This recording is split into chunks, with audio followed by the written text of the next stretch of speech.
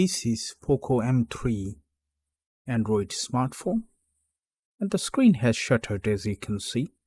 So today in this video I'm going to show you from beginning to the end how to replace the screen correctly. So first of all, you should get the right replacement screen. I got it from eBay. The price was quite decent, around £21. So the Redmi 9T and Poco M3, both of them does have the same compatible screen that you can get. So once you get the screen, make sure you double check, because sometimes the seller could make a mistake and send you the wrong model. It does happen quite often. And once you have the right replacement part, then you need the right tools. So as you can see, I do have manual, automatic, Phillips screwdriver, flat opening tool, tweezer, 99.99% rubbing alcohol, and also B7000 adhesive double-sided tape, toothbrush, just to clean this up. So that's all you needed to replace it. Okay, and as you can see on my left hand side, this is kind of a hot plate to warm up the broken screen, so we can pull this off easily. The adhesive would be softer. So I set up the temperature 111 degrees Celsius. I'm going to leave it for around, let's say, 5 minutes. And I'm going to check every single minute to see if this is hot enough to remove the front LCD. First of all, before you forget, make sure you take out the SIM tray. This is the first thing to do. And now, to remove the back cover, we don't need to use any sort of heat. We can use the flat opening tool. When you use any sort of metal tool like this, please be gentle and careful, because sometimes if it is sharp and if you slip it, it's going to get to your hand. Very careful. The plastic is preferred, but this back cover is quite solid, attached firmly. So I tried the plastic one, didn't open. So I had no choice to use the metal flat opening tool. So once we remove the back cover, what are you going to do?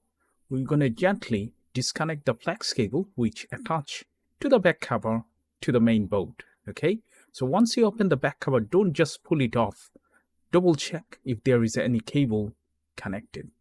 And then the first thing we're going to do, disconnect the battery, because I found most of the time when the screen is cracked, it's very difficult to shut down the phone. Okay, so if there is 40, 60, 80, whatever the percentage battery, the phone would be alive, and it's going to be pretty dangerous to touch any component inside, especially, okay, without removing the battery connector.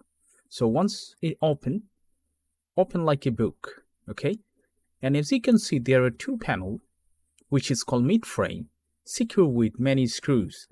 Good point is all the screws are same inside, so you don't have to worry about organizing. Okay, so I'm going to use my automatic screwdriver to save my energy, because every day I open 5 to 10 phones, 5 to 10 laptops, which is quite painful to use the manual screwdriver.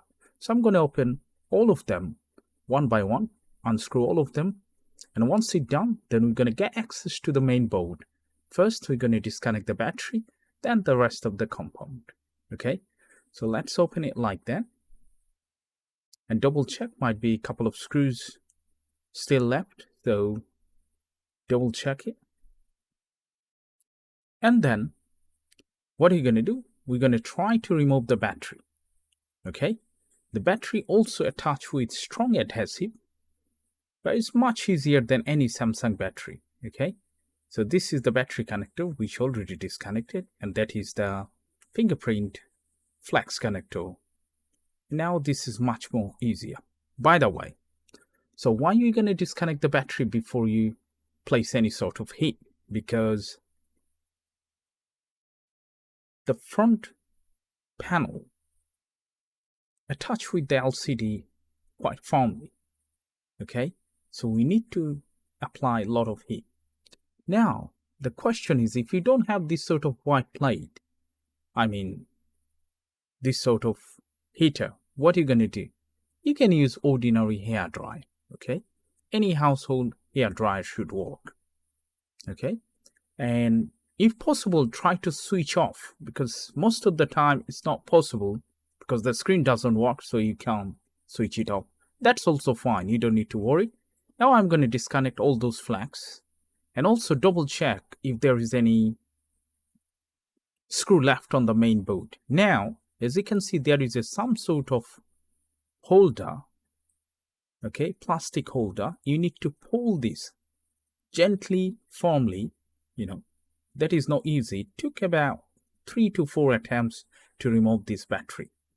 Okay, we found online, especially on YouTube, there are many videos look so perfect when they do the repair or replacement, but in reality there are a lot of struggling, but nobody wants to show into the video.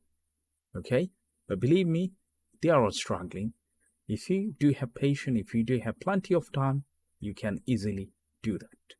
So let's carry on. I hope you would enjoy the rest of the video. And if you do, please subscribe to this channel and don't forget to like and share.